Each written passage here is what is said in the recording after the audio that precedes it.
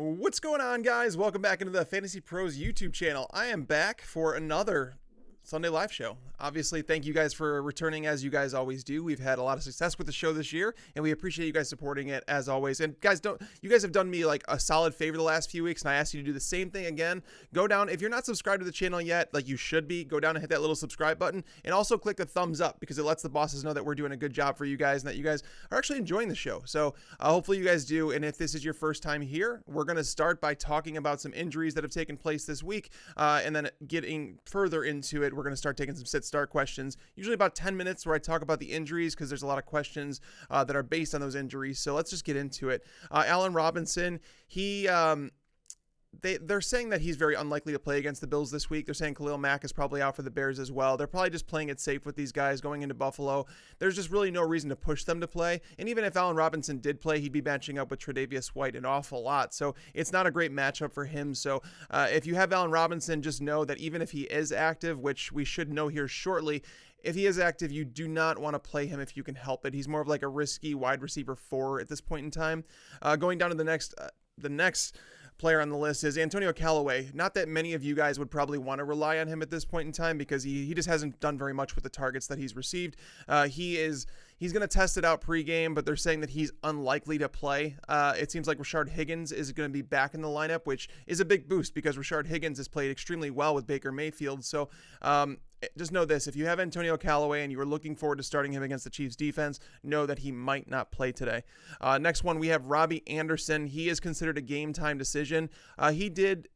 He's optimistic about playing, but at the same time, I don't know if he does. The reason I say that is because I've heard some bad things about the Miami field for this game. They're saying that the field is terrible, that there was a game played there yesterday, and that the NFL, that there's going to be storylines in the NFL after today's game where it's going to say, like, what the hell were they doing? Basically, just asking what is wrong with the field. Why would you have them playing on that? So understand that if you're looking forward to like a game that they're like an aerial attack, let's say if you play DFS and you're like, I'm just going to play some guys in the Jets and the Dolphins game, I would be a little weary of that because, again, they're saying that the field is extremely tore up and we really don't know much about it.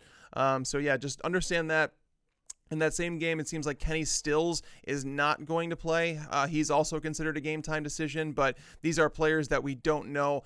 I mean, they're risky to begin with. Robbie Anderson and Kenny Stills haven't been like, staples in your fantasy lineup, so I don't think you had to worry about them so much. But understand that I wouldn't expect either of them to play considering the conditions.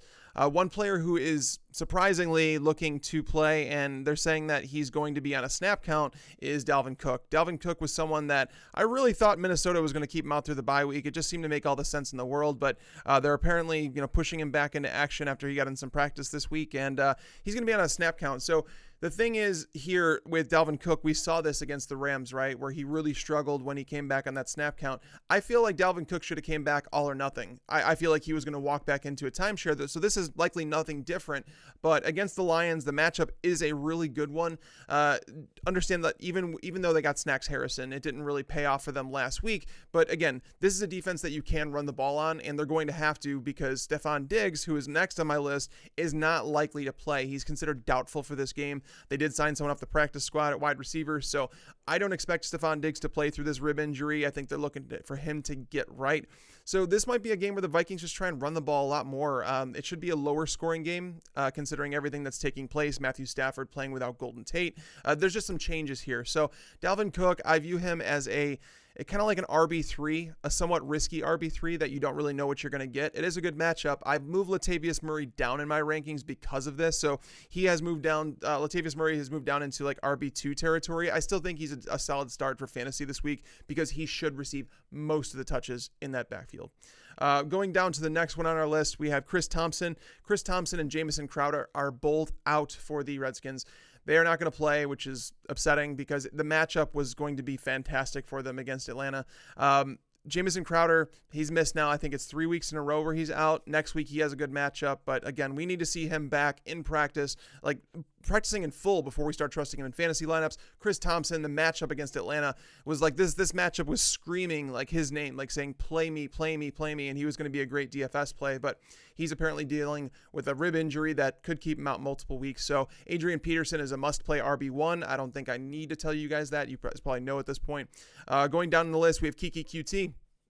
He's the next one that's out. He's not playing today. This was another one that made a lot of sense, that he was going to be held out for this game. So a lot of people have asked me if this means that Demaryius Thomas is now a must play because he's starting opposite DeAndre Hopkins and that they worked one-on-one. And I get all that stuff, guys, but no, it doesn't really make a difference for me because Demaryius Thomas was always going to play. Like, he was always going to start. I don't see another wide receiver on the roster that they'd even consider playing over him. So, Demaryius Thomas, he's not someone I'm excited to play this week. He's down in the wide receiver 4 or 5 territory where it's like, if you have an emergency like situation where you want to play one, okay. It does help that Denver is without Bradley Roby. He's considered their top cornerback in coverage on the perimeter. So there's a positives, but after 4 days with a team, I'm not going to expect miracles for Demaryius Thomas, but Kiki QT is out of the lineup.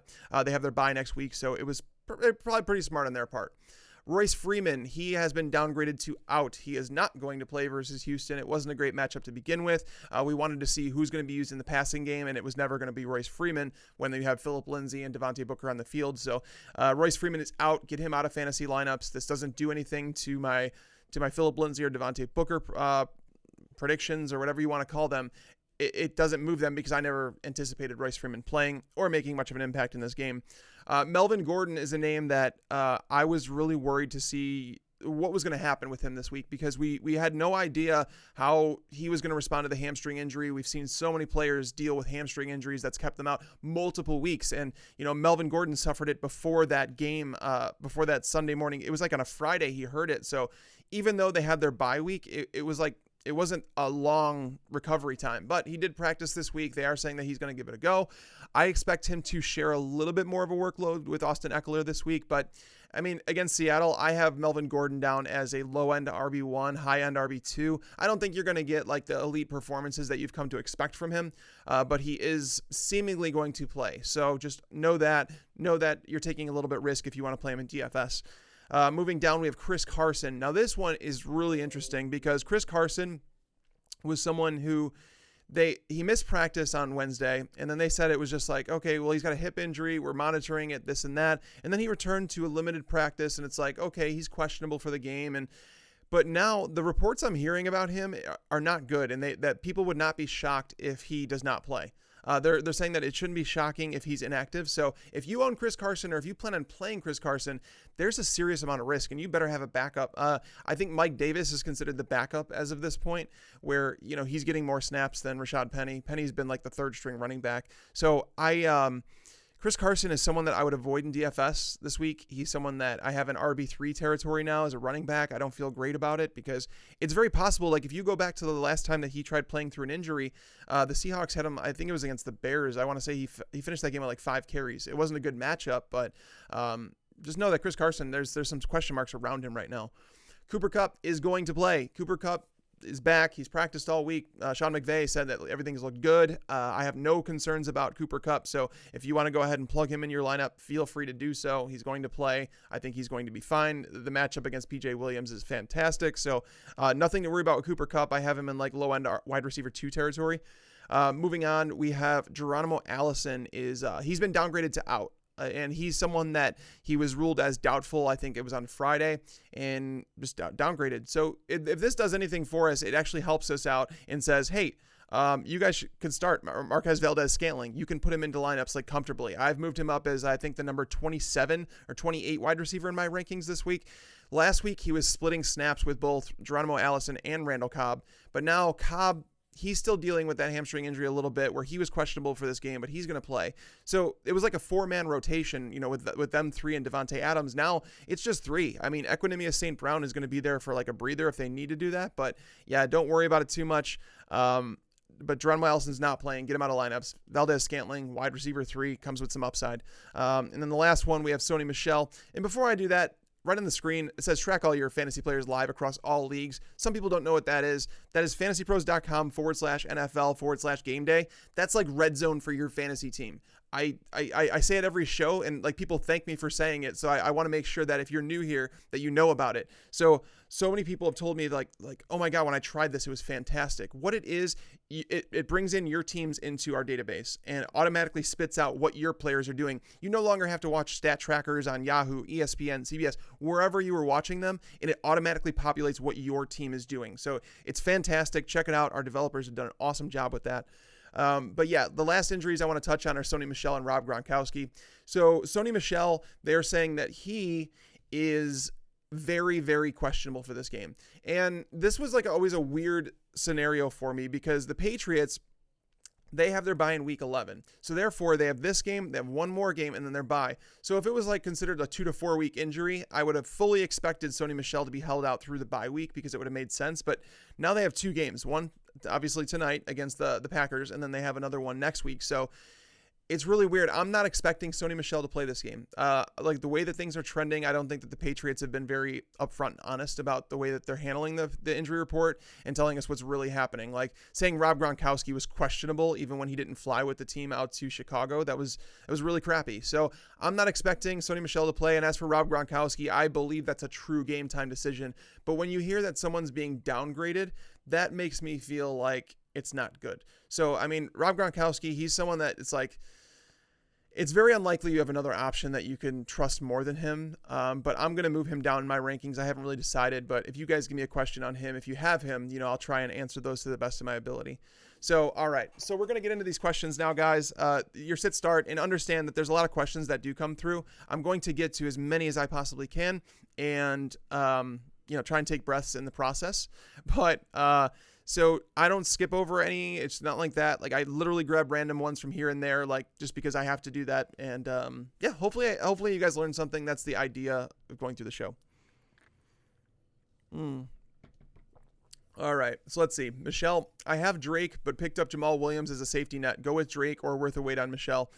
Okay, so I would probably go with Drake here. I feel like Drake is a solid RB2 this week against the Jets. The Jets have really been struggling against the run as of late, and talking about, going back to what I'm talking about, that field in Miami, they're saying that it's not a good playing field, which means that I don't think there's going to be much of a deep passing game. You're going to see Drake used in the screen game like he's been recently as a receiver. He's going to get, 10 to 12 carries, and that's fine against the Jets. So I'm going to go with Kenyon Drake. I think I have him ranked as a top 12 running back this week. So, yeah, I wouldn't worry about him. Juju or Sammy Watkins. I would go Juju. I mean, I think that he has the best matchup on the field for the Steelers this week. Looking at it, like someone asked me, because I have Ben Roethlisberger down as my number, I think 15 or 17 quarterback. I don't like Ben Roethlisberger this week going into Baltimore, but someone asked, how do I have Antonio Brown at number 5 receiver and Juju Smith in my top? I think he was like 15 or 16, something like that.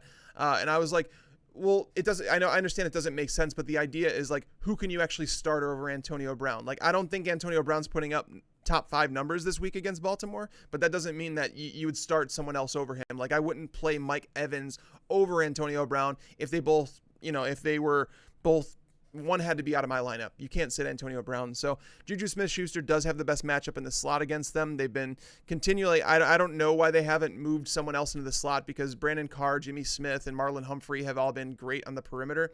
I would like to see them try someone in the slot because Tavon Young hasn't been very good against slot receivers. It's the best matchup on the field. So I have him there. Sammy Watkins, it's really weird. I do think that he benefits from Tyreek Hill playing this week. I don't know if Tyreek Hill is 100%. But I'm trying to figure out how Cleveland is going to handle this, because like they really should bracket Tyreek Hill is what they should do. And then they should stick Denzel Ward on Sammy Watkins. But I don't know if they're going to do that. It's really tough to say. There's a lot of question marks. I just think that the Chiefs are going to be able to run the ball a lot against the Browns. I believe Kareem Hunt just goes off this week. So I'm going to go with Juju there. It's close, but I'm going to go Juju. Mike Davis or Theo Riddick? At this point, I'm going to go Mike Davis, and the reason I'm going to do that is because Theo Riddick's coming off a multi-week injury. We don't know how he's going to be like moved back into the offense. We don't know if Kerryon Johnson has completely like worked his way into a bigger work share.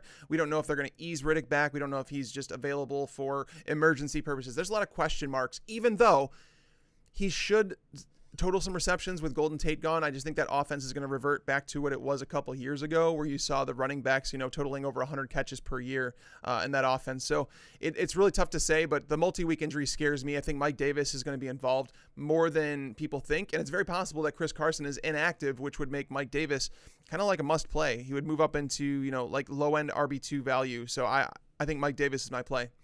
Robbie Anderson or Chris Hogan, I think this decision is going to be made for you. I don't think Robbie Anderson's going to play. So, I mean, I would play Chris Hogan regardless. Like, he'd be the one I'd be playing. The Patriots, as we've saw, they don't have a run game without Sony Michel. Like, James White is fine for moving the ball. James White's an awesome play. But Cordarrelle Patterson, starting as a running back last week, it was really odd. Sony Michel, I don't think plays, and even if he does play, I don't know if he gets a full workload or anything like that. So they're going to move the ball via the air against the Packers. I think Hogan, he's not like a guy that you have to play every single week, but he's also a guy you could plug in, and there's a possibility for a 2-touchdown game. That's how I feel about him. So I don't think the same can be said for Anderson. The Dolphins or the Texans defense, this is tough.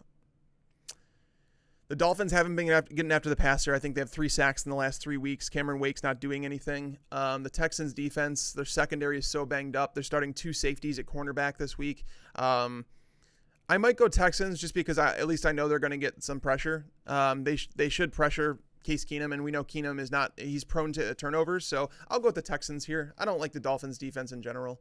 Let's see. Half PPR, Chubb, Gordon. Okay. So John, I'm sorry, but I'm going to skip over this question just because, guys, if you guys put a question where there's more than like 2-3 players, I can't do it because it's just going to take too long, and I want to make sure I get to as many as possible. Trade away Josh Gordon and Chris Herndon for Trey Burton?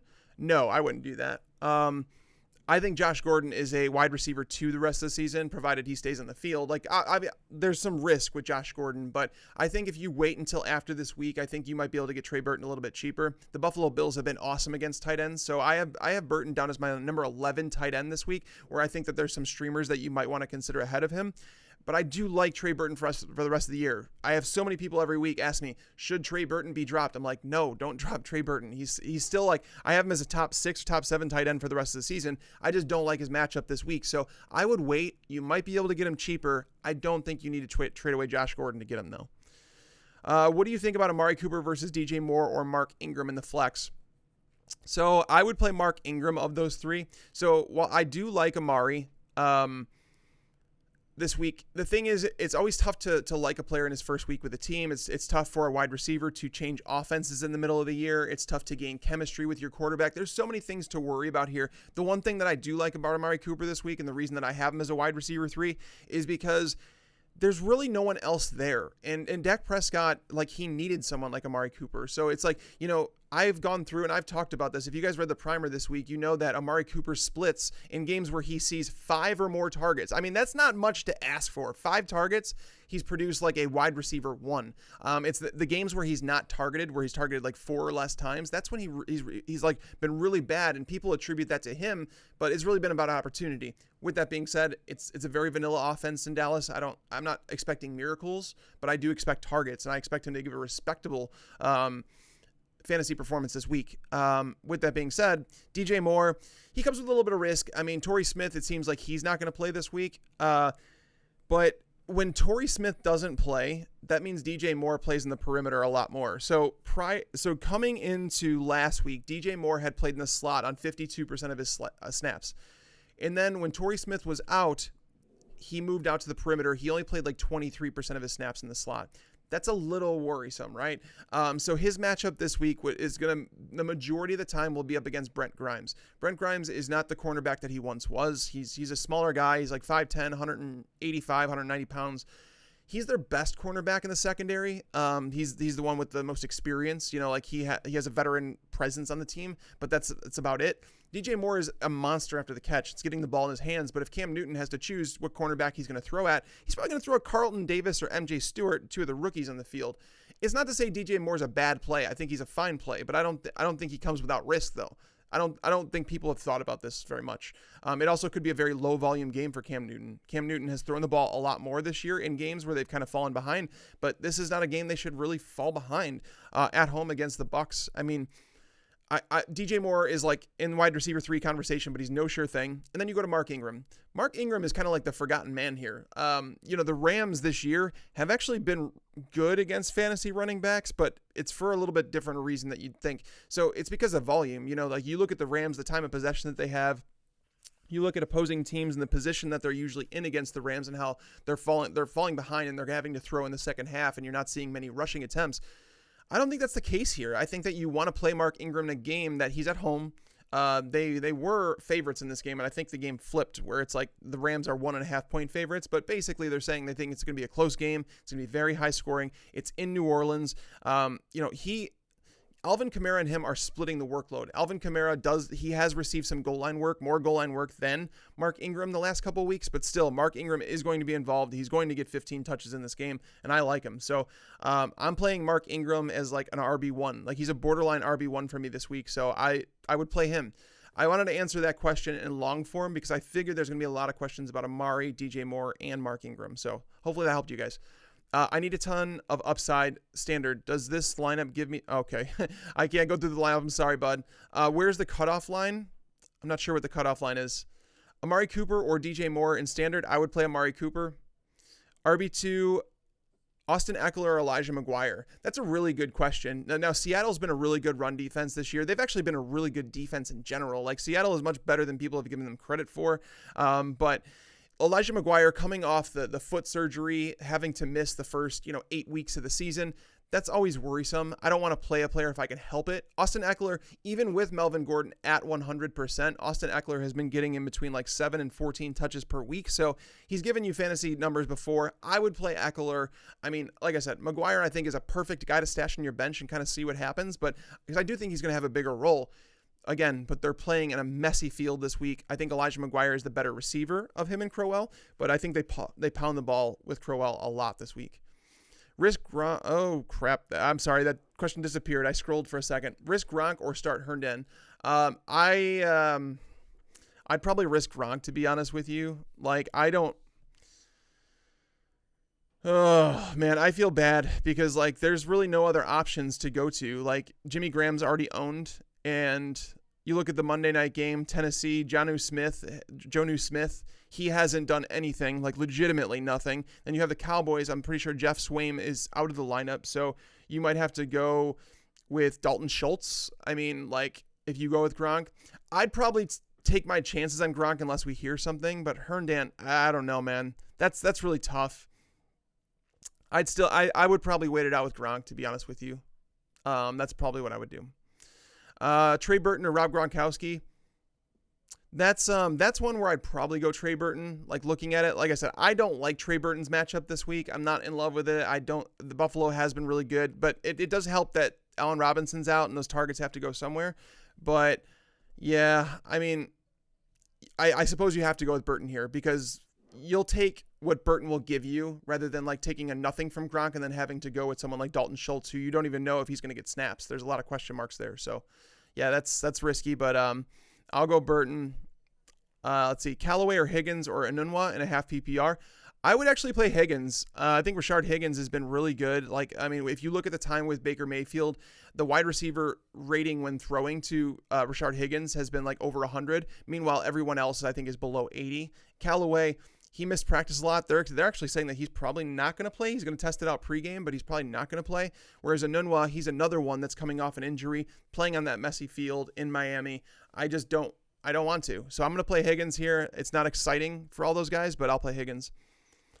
Let's see, Drew Brees or Kirk Cousins. I would play Brees. It sealed that. Like, it was really close before we heard about Stephon Diggs, but knowing that Stephon Diggs is not going to play in this game or that he's doubtful, not expected to play, it really sealed it for me because you look at Kirk Cousins' options and you're like, okay, Adam Thielen, yeah, that's fine. But we also know that, Detroit has been trying to take away the top option in passing games. I mean, we don't know how they're going to be able to do it with a slot receiver. That's always tough. But knowing all this stuff, they may ask Adam Thielen to play more perimeter in this game. His role might change a little bit. But either way, Cousins is not going to be asked to throw a whole bunch, I don't think, in this game. So I'm going to go with Drew Brees in a game that has an over-under of 60 friggin' points. All right, half PPR, Collins or Eckler. I would go Collins there. Pittsburgh's a tough matchup, but that's going to be a really grindy game. Like we've heard that Harbaugh is apparently now on the hot seat. I don't know if I believe that. He's been a really good coach for them for a really long time. They won a Super Bowl with Joe Flacco as their quarterback. Their defense has always been good under him. I just think that they were in rebuild on offense mode. I think they need a new offensive coordinator. Someone to involve Lamar Jackson a little bit more because he's going to bring some dynamics to that offense that Joe Flacco can't. But either way, that's going to be a grindy game. I'll go with Collins. I know he's going to get all the goal line work. You're looking for a touchdown between those guys. Lamar Miller or Aaron Jones in a PPR. A lot of people would probably say that you should play Lamar Miller here because he's been really good in Denver, knowing that Denver, they were the first team in NFL history to allow back-to-back 200-yard rushers against them. So, like, a lot of people they want to play Lamar Miller this week, and I understand that, but Aaron Jones is tempting because that's another game where it's like you're looking at the over-under, you're saying it's like 57 points between the Patriots and the Packers, and this game should be high-scoring. I just don't see either defense being able to keep either quarterback in check, and when you do that, Aaron Jones is going to have some scoring opportunities. Also, don't forget that the Ty Montgomery trade, if you guys didn't hear, Ty Montgomery was traded to the Ravens. That's going to affect some things in this Packers passing game because, like, the Packers backfield, Ty Montgomery had been seeing, I want to say the average was about 7 touches per game. And 7 touches is kind of a lot when you consider that Aaron Jones, I think coming into last week was only averaging like 8 touches per week. So you add that in. I think Jamal Williams is being a little bit undervalued by the fantasy community right now. Like people are dropping him on waiver wires, but he kind of goes back to being a very valuable handcuff that's still mixed in. Like they're not going to just like sit him on the bench and say, Aaron Jones, here's your 20 touches. Jamal Williams, you're going to get 2. It's not one of those scenarios. So I have Aaron Jones higher. I would play Aaron Jones in this game. I believe Denver and Houston is going to be a really low scoring game. I don't think there's going to be much there. So I'm going to go with Aaron Jones and take the upside. How many touches do you expect Elijah Mcguire to get today? That's a really tough one, Jeff, because as I mentioned, he's coming back from he had foot surgery. He broke his foot. It's never a good thing for a pass catcher when they do that. And like, I always want to see those guys like eased back in. They're usually not good the year they come back. Now running backs, I didn't get a chance to look into foot surgery and what it has meant for running backs. I know it's been bad for wide receivers that have it the same calendar year. So knowing that he's coming back off this, I'm tempering expectations this week. They're probably going to ease him in. I would anticipate he's going to get 6 to 8 touches in his first game. That's where I'm at. Hooper or Gronk? Oh man, those are tough questions. I would probably take my chances with Gronk. I don't like Austin Hooper very much this week. Like the thing is, Austin Hooper, a lot of people have, asked about him because of like he had back-to-back big weeks earlier in the season. They were in really good matchups, and I've kind of mentioned that. But looking over at Washington, they have not allowed a tight end more than 50 yards this season. They've only allowed 2 touchdowns to tight ends, and honestly, both tight ends that scored against them were backups. Josh Hill was one, and Eric Ebron was the other, and that was when Jack Doyle was playing back in week 2. So knowing that they have DJ Swearinger out there, knowing that they traded for Clinton Dix, I think that Washington secondary is a tough matchup. I'll take my chances with Gronk there. Can I trust Corey Davis or Doug Baldwin in my lineup? Probably not. but here's the truth. You can't trust many people. Like pulling up wide receivers and looking at wide receivers right now, there's not a lot of guys that you can trust. Like once you get outside like the top 12 receivers, like who can you trust? Like Jarvis Landry's been getting a ton of targets. He hasn't done much with them. Juju Smith-Schuster, he's been down lately. Kenny Galladay, he's now the number 1 option, but they're going up against Minnesota in Minnesota. So it's like you look at all these things. Josh Gordon, like these guys all come with some risk. So you can't say that, Corey Davis and Doug Baldwin don't come with risk. They do. I don't like the fact that I think it's been 4 weeks now where Russell Wilson has not thrown the ball more than 26 times. That's worrisome. That's really worrisome to me. Because like there's not enough volume to go around. And it turns into touchdown or bust the majority of the time for these receivers. And against the Chargers, he has the best matchup on the field in the slot because, Casey Hayward doesn't travel there, but it's frustrating for sure. I mean, Doug Baldwin's a proven producer. Like I do believe that he's fine. I think he's healthy. I have him as my wide receiver 25. So it depends on who you're playing him over, but I do trust him as a wide receiver 3 or a high-end wide receiver 3. And then Corey Davis, I think that he also he turns out to be a really good play. The reason I say that is because I'm going to pull up the stats for you guys. For whatever reason, they closed, but there it is. But the Cowboys, the way that their defense has done it this year, they've kind of done it by just like limiting the amount of big plays that opponents are getting against them. And looking at the completion percentage that they're allowing to, where is it at? There it is. All right. So they have only allowed 202 PPR points to wide receivers this year, which is the lowest in the NFL. But they're allowing 8.6 yards per target. They're allowing a 62.5% completion ratio. The volume has basically been the reason that wide receivers haven't produced against them. So when you look at the run game for the Titans, who are really struggling, Derrick Henry hasn't done anything. Deion Lewis is better in the passing game. They looked better in London, but at the same time, it's not a matchup I'm really worried about because these cornerbacks I'm telling you, they do allow catches, but they're keeping things underneath. If Corey Davis gets the ball underneath, if they allow him to be that possession-style receiver, he can do things after the catch that a lot of wide receivers can't. It's always been the problem of getting the ball in his hands, right? Marcus Mariota has struggled, but I think they had to have worked during the bye week to come up with a way to shorten up that passing game, give Mariota some confidence building throws, and I think that against the Cowboys, they should be able to do that. A really young secondary that they just, like I said, they've been asked to keep the plays in front of them, and they've done that. But Corey Davis, I have him as a wide receiver 3. Can you trust him with your life? No. But that's the thing is, like, can you trust him over guys like, Michael Crabtree? I would. All right, let's see. Kenny Golladay or Courtland Sutton? I have Kenny Golladay as a wide receiver 2. Xavier Rhodes might not even play in this game, so it could be Trey Waynes and Holton Hill as the starting cornerbacks. Those guys are fine, but they're not like game changers that you avoid. And knowing that Golden Tate's gone, it's like, look, we know Matthew Stafford throws the ball. We know that their run game isn't going to do much against Minnesota. LeGarrette Blount's not going to be able to do anything in Minnesota against that front. Kerryon Johnson has been better as a receiver. Theo Riddick's coming back, but these targets have to go somewhere. And we've seen Golladay, Marvin Jones, and Golden Tate consistently getting 20-plus targets a game. So when you remove Golden Tate from that scenario, it's like, okay, TJ Jones, are you going to step up and are you going to be a guy that we can rely on? I don't think so. So Kenny Golladay should see 8+ targets in this game. I don't know if we could say the same about Courtland Sutton. So I'm going to go with Kenny Golladay. Standard League Flex, Danny Amendola, Chris Hogan, or Allen Robinson. It's a standard league, which really sucks, but I have Danny Amendola ranked the highest of them. The gift that keeps on giving is the Jets against slot wide receivers. Like, they did get Buster Screen back last week, but they still allowed the touchdown to Anthony Miller. Danny Amendola, ever since Brock Osweiler took over, I think he has 23 targets in 3 games. So there's obviously a connection between those two. Knowing that Kenny Stills is probably not going to play, knowing that the field is messy, it would favor the short passing game. So I think Danny Amendola is a good play this week. Allen Robinson, even if he does play, he'd be matched up against Tre'Davious White, which is not a great matchup. And Chris Hogan is clearly, like, he's the number 5 option in the passing game, number 4 at best, even with Gronk out. So not in love with Chris Hogan, but he does offer some upside. If you're looking for pure upside, like you're like, I want a potential like 15-point game in a standard league, I think Hogan's your best bet, but I think Amendola provides the safest floor.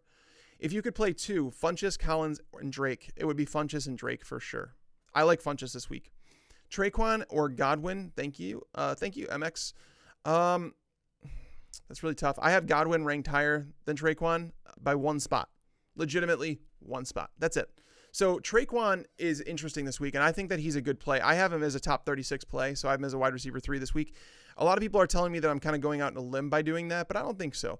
When you look at it, you look at Austin Carr, you look at Cameron Meredith, these guys have not been playing snaps. Like last week, I want to say that they combined for like 15 routes between the two of them.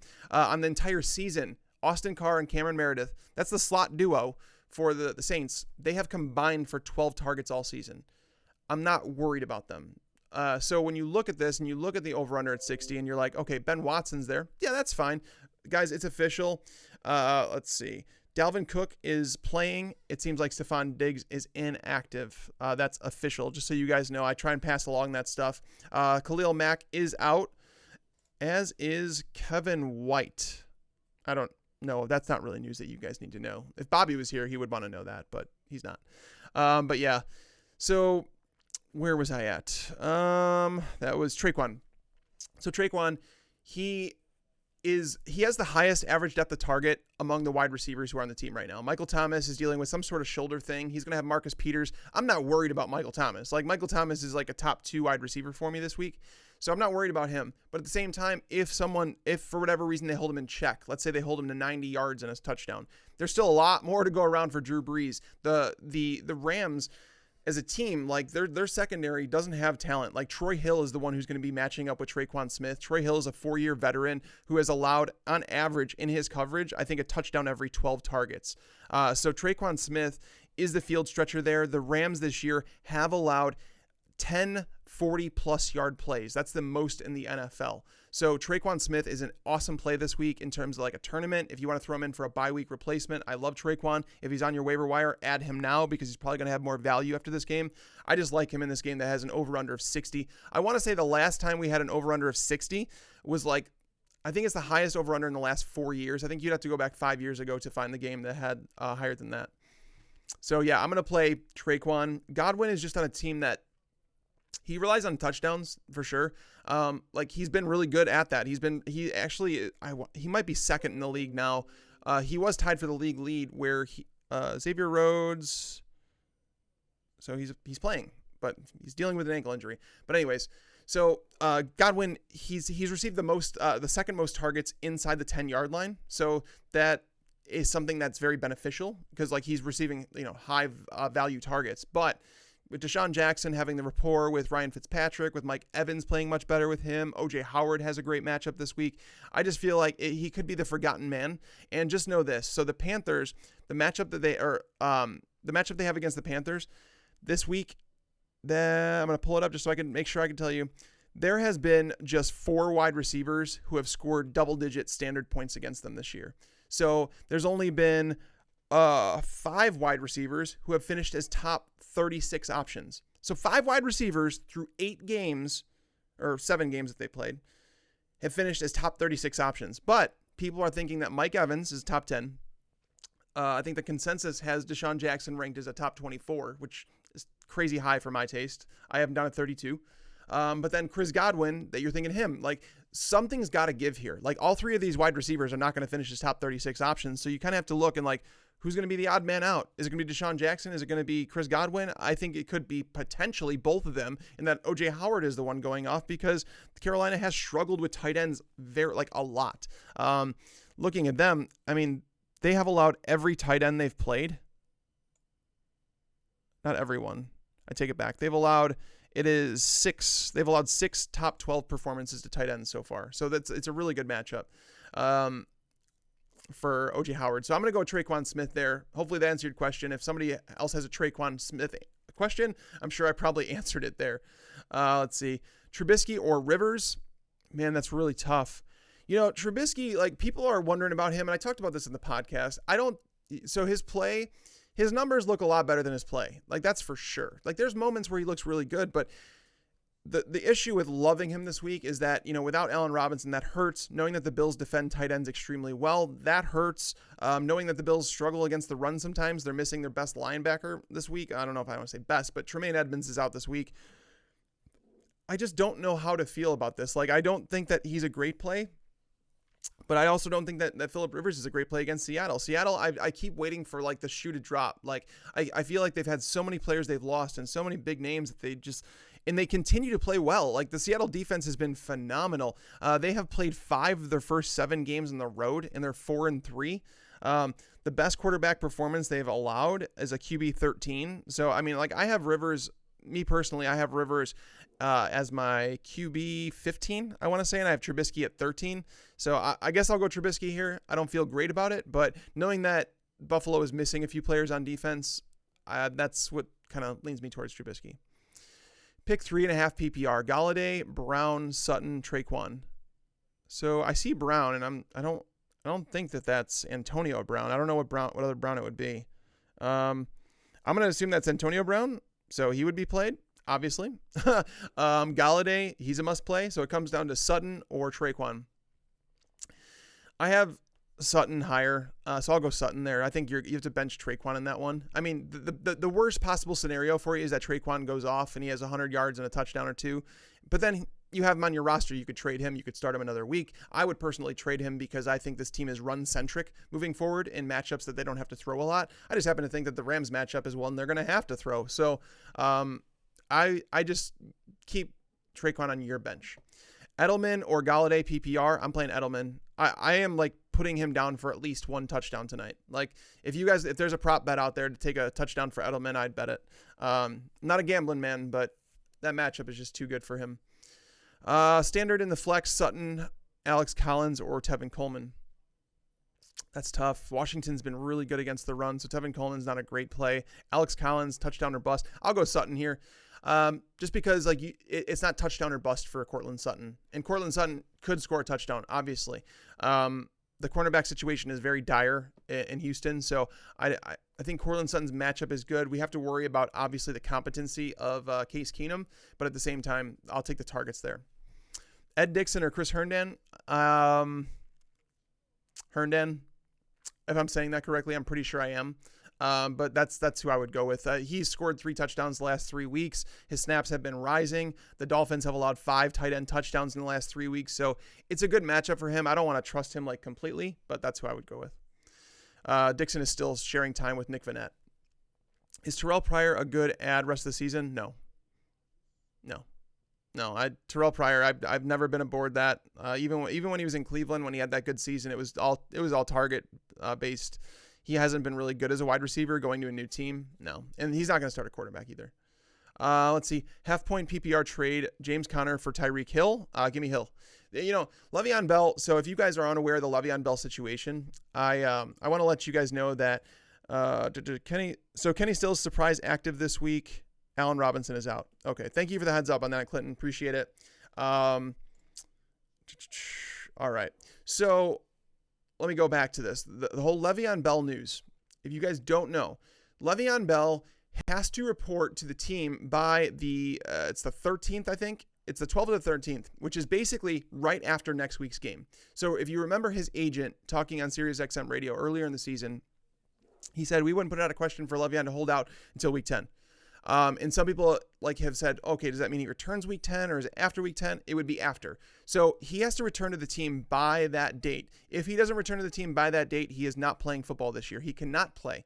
If he does return, obviously we have some big question marks. Is Le'Veon Bell in football shape? Do they discipline him? Do they make it a timeshare? Is James Conner all of a sudden irrelevant, even though he's basically played to the level that as high as level they could have asked, James Conner's done that. There's so many questions here. But if Le'Veon Bell does not show up, then the reason I always thought he came back was because I was like, well, that would mean that the Steelers can franchise tag him or a transition tag him next year. And isn't that what he's trying to escape? They can continue to do this and he could just continue to not show up. But some people have said that there might be a gentleman's agreement between the Steelers and Le'Veon Bell saying that, I'm just going to sit out this year and, obviously I'm missing out on this money, but just if you guys don't franchise tag me next year or whatever, because what's the point? They're going to move forward with James Conner. Why are they going to pay Le'Veon Bell? Why are they going to offer him a franchise tag? If they had known James Conner was this good and that he was going to perform this well, I don't think the Steelers would have put the franchise tag on Le'Veon Bell. So that's where we're at with it. There's a chance he doesn't play this year. So, but there is a chance that he does. So when you're talking about Conner for Hill, I'll take Hill because it removes some question marks. I do think Le'Veon Bell returns. I think he's going to come back for those last 6 games of the season, and that's going to be that. I don't know how to approach the timeshare between those two, but it'll create questions. But Conner's value can only go down from here, is what I'm saying. Ranking the 3 big rookie wide receivers this week. So the way I have them ranked personally, I have Courtland Sutton, I have Traquan Smith, and I have DJ Moore. And those are not the 3 big rookie wide receivers. Calvin Ridley's the best one. He may not be the best play this week, but Calvin Ridley's the best rookie wide receiver. And that's not a hot take. Doug Baldwin, Devontae Parker, or Corey Davis. Oh, man, that's really tough. I would probably go with Baldwin. Baldwin and Corey Davis are really close for me. I would play them both over Parker. So I'll go with Baldwin here. I just think he's a little bit safer, better quarterback that he's playing with. All we have to worry about is getting those targets, whereas even if Corey Davis gets them, they might not be good ones. Standard scoring, who has the higher floor, Ingram or Chubb? I'm going to go with Ingram here. And I know a lot of people. So the thing is, I've thought about Nick Chubb in like a cash lineup, but then you have to stop and think like he's game script dependent. Like we have to understand that he's not used much in the passing game. So if the Chiefs jump out to a lead, which, you know, everybody's expecting them to, I think they're like 9-point favorites. All of a sudden Nick Chubb is not very good. Like you have to rely on a touchdown at that point. So he's a matchup dependent, like a game script dependent guy, whereas Mark Ingram's going to be on the field for all sorts of downs he's used in the passing game. I'm playing Mark Ingram here. Jared Goff or Fitzmagic? Oh, Goff. Goff is such a good play. A-Rob is inactive. That's very correct. Valdez Scantling or Traquan Smith in standard? I would go with Valdez Scantling. You know, the Patriots are notorious for trying to shut down a number one receiver, like a number one option, I should say. And Devontae Adams is that clear number one option. So Aaron Rodgers might have to look other ways. And Valdez Scantling has been playing really well with Geronimo Allison out. I have little questions about him. So he's a wide receiver 3 that I'm trusting. I would play him over Smith. Trubisky or Fitzmagic? I would play Fitzpatrick in that scenario. Yeah. Watkins or Cortland Sutton half-point PPR? Ooh, I have Watkins higher. I have Watkins at 22. I have Sutton at 26. So I would play Sammy Watkins. There is some risk with him, though, because like Tyreek Hill, that whole thing, like Tyreek Hill practiced this week, so obviously he's going to play. That's not a concern anymore. But I always wondered what Tyreek Hill efficiency was going to be coming back to the team. Like he had a soft tissue injury. Those things really do tend to linger, especially with wide receivers like him. Like I don't know. Like pulling him out towards the end of the last week's game, that concerned me. But knowing he practiced, it's like, okay, we have to trust that he's back. But it's possible that Tyreek Hill might not be 100%. He might be a decoy, and we see Sammy Watkins more heavily utilized in this game. But we could also see Denzel Ward match up with Sammy Watkins. So it's really tough, but I'll take Watkins there. Gronk or Hayden Hurst? I like Hayden Hurst this week, guys. That's like a thing that I'm guilty of, that it's really tough for me to there's a lot of I like to give statistical and like evidence to back up my thoughts, and I kind of can with Hayden Hurst and the fact that his snap count has been rising, his pass routes have been upping every single week, and he actually was like pretty much dead even with Mark Andrews last week, who only runs pass routes. He doesn't block at all. We heard Harbaugh before last week's game saying that they needed to get Hayden Hurst more involved. Yes, he's a rookie tight end, but that doesn't matter. They said that they saw something in him in college. They felt like he can contribute right away. That's why they drafted him in the first round. They need to get him more involved. They were running like a 4-man tight end timeshare there in Baltimore. I think they're slowly trying to make the way to Hayden Hurst, and obviously he caught a touchdown last week. Even though it was from Lamar Jackson, he did catch a touchdown. I think he's being slowly worked in more and more. I might take the chance on him over Gronk because I think he's a good enough option in the matchup. Like the matchup against the Steelers is fantastic. Their young safety unit is just not ready for it. Like their safeties haven't been very good. There's a reason that they signed Morgan Burnett this offseason. He was supposed to come in and be that guy, but he's been out since week 2. So Morgan Burnett is not playing again. There's a possibility he doesn't play again this season. The safeties there just are really struggling. So I'll go with Hurst. Let's see. Chubb or Murray? I'll go Nick Chubb there. I think there's a good enough chance at a touchdown. Kansas City has really struggled against running backs this year. Looking at it, like, yeah, let's see. Yeah, there's a whole lot there. There's concern with Chubb for sure, but there's also concern with Latavius Murray, right? Because Latavius Murray has Dalvin Cook coming back. The Lions did add Damon Snacks Harrison to the defensive line. Maybe it took a week for him to get involved. Ezekiel Anza was reportedly supposed to play, even though he's more of a pass rusher. Maybe this defense starts to come together a little bit more for Detroit. It's tough to say, but Murray comes with a little bit more risk with Dalvin Cook playing, because if Dalvin Cook comes out and he looks good, like he's going to be in a 50-50 timeshare this week. Whereas Nick Chubb, we know he's going to get goal line work, whereas Latavius, we can't say the same about. They're in really close territory. I'm not going to sit here and say that it's a slam dunk, but I guess I'll go with Chubb. PPR, rank them. John Brown, Mark Ingram, Cooper Kupp. Mark Ingram, number 1, Cooper Kupp, number 2, and then John Brown, number 3. Yeah, that's my rank. MG3 or Hunt? Hunt. Yeah. I mean, I don't know if there's a running back that I would rather play than Kareem Hunt this week, to be honest with you. Like, even looking at it, like Todd Gurley, maybe. But if you were to tell me, like, put a gun to my head and say, like, I had to pick one running back to score more fantasy points, it's tough not to say Gurley at this point, but Kareem Hunt is so close. Like, Kareem Hunt is such a good play. against Cleveland. Like, that's a team that's been like, they've faced the most plays in the NFL. Like, they've played, I think, 3 overtime games, maybe 4. There's a coaching change going on. Greg Williams took over as the head coach. Like, there's so many question marks about this team in general. They're going to have a new head coach next year. That's definitely going to happen. It's not going to be Greg Williams. The Chiefs, Kareem Hunt has looked like a man recently. Like, he's just looked like a freak. He's in every one of my DFS lineups. Like, I on the DFS podcast, I had said that Kareem Hunt's my lock of the week. I'll pay for him. I haven't paid for Gurley because he's obviously more expensive, but it's really close between the two. I have Gurley ranked number 1, but I have Hunt right there. Let's see.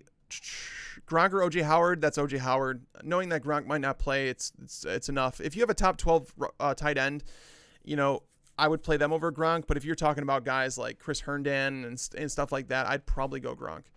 LaShawn McCoy or Mark Ingram. This is Mark Ingram, hands down. One of the craziest stats that I found when going through and like doing the primer this week is the Bears defense. The Bears defense, like, get this. The entire season, like, we're in week 9, guys. The Bears defense has allowed 4 running backs all season to top 5.2 PPR points. Like, think about how crazy that is. Like, if you have 20 yards rushing and then 2 catches for 20 yards, that's more than that. That's 6 PPR points. The Bears have allowed just 4 running backs to top 5.2 PPR points. One was James White. One was David Johnson, one was Frank Gore, and one was Kenyon Drake. So they allowed that Gore and Drake in one single game. LaShawn McCoy was used more in the passing game last week, so that was promising. However, the quarterback that was dumping off to him over and over, Derek Anderson, he's not playing this week. So it's back to Nathan Peterman, the gunslinger Nathan Peterman. I don't see the game script going in LaShawn McCoy's favor here. I'm going to go with Mark Ingram. Mark Ingram is, like I said, he is my number 8 running back for this week. So I like Mark Ingram an awful lot. Let's see. Gio for Amari. Give me Amari all day. Yeah. Alex Collins or Sony Michel in the flex. I mean, it's Collins because we don't think Sony Michel is going to play. Hey, Mike, flex Connor or Ingram? I would play Ingram. Baltimore's run defense at home is no joke. Like, they're not a team that you can run the ball on consistently. And even in their game in Pittsburgh against them, James Conner, 9 carries for 19 yards, 3 catches for 25 yards. Baltimore has been so good against the run. Like, people continually underestimate how good they've been on the run, against the run. Let's see. John Brown, Sutton, or Cooper, full point PPR. So Kyle, I would probably go with John Brown. I mean, the last time they played, John Brown did do some work on that Pittsburgh secondary.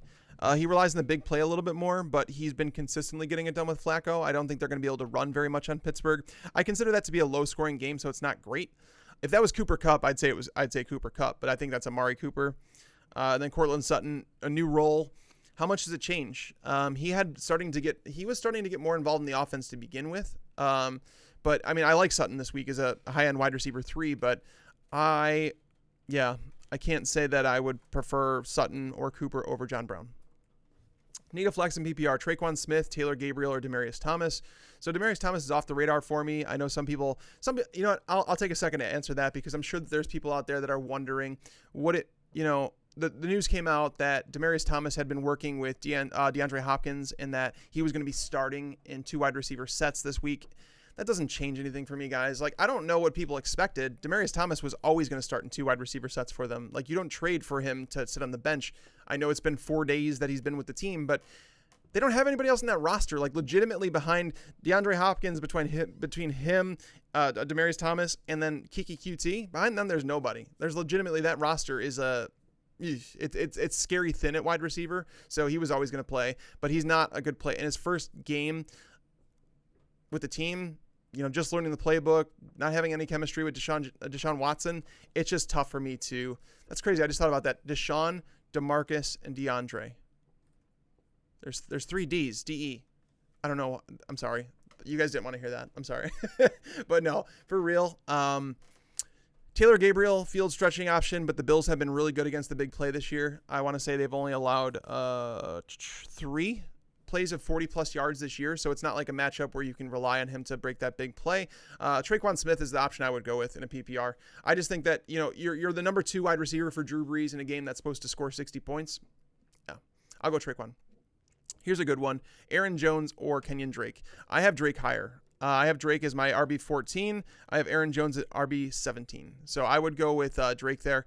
And again, if you guys weren't here for the start of the show, there's a lot of you guys that have come in as the show's kind of gone on. So thank you guys, as always, for being here. Don't forget to hit that like button, subscribe button, because we appreciate it. Obviously, I really do. But if you guys missed it, the field, what I've been hearing about the field in Miami is that the NFL are going to face some serious, negative press after this game because the field is in really, really bad condition. And knowing when a field's in bad condition, it's really going to favor the run game. It's going to favor the short passing game. So Kenyon Drake has already been used in that short passing game. His targets have gone up. And that's the thing is, when you look at it, his opportunities ever since Brock Osweiler has taken over, you've seen those opportunities increase, and he's been delivering crazy high efficiency, whereas Frank Gore is starting to trend down a little bit. And Gore might be fine in this game because he's one of those guys that can continually pound the ball over and over and get those, the short yardage. But Kenyon Drake is a solid play. I think they're going to run the ball a ton against the Jets, who have really struggled against running backs as of late. They got worn down last week against the Bears with Jordan Howard. So, yeah. Will Spencer Ware get enough snaps this week to play? No, I don't think so. Let's see. I see MJJ or Ridley. I'm not sure what that is. MJJ or Ridley. Maybe you meant MVS. It's tough to say. I mean, is there anybody in Ridley's territory that's MJJ? I don't think so. Marvin Jones Jr.? Marvin Jones, is that who you're asking about? Because it'd be Marvin Jones for sure. I'd play Marvin Jones or Ridley. Ridley is going to match up with Josh Norman the most of the time, and it's not to say he can't win that matchup because I think Ridley's a better player at this point in his career than Josh Norman is in his career. But at the same time, it's not a matchup they need to exploit. Josh Doxson or Higgins in standard. Oh, man, Higgins is coming off the multi-week injury. Josh Doxson has been seeing more and more targets, and knowing that Chris Thompson's out, knowing that Jamison Crowder's out, he's probably going to see 5-6 plus targets and a plus matchup against Atlanta. So I'll go Doxson here. I'm not really a big fan of his anymore. I've kind of moved on. But at the same time, I do like Higgins. I think Rashard Higgins is someone that you guys should go to your waiver wire if he's available and just put him on your bench. You don't have to play him this week because the matchup's not terrible against Kansas City. But again, he's coming off a multi-week injury. We don't know if they ease him back into the offense. There's some question marks there. So me personally, I'd play Doxson. Full PPR, Josh Gordon, MVS, or Jordan Howard. Already starting Edelman. In a full PPR, it does lower Jordan Howard. I think he's caught just one pass over the last 3 weeks. He's only seen one target, I think, in each of the last 4 or 5 weeks. So he's not really involved in the passing game anymore. I don't think the Bears need to use him in the passing game this week against the Bills.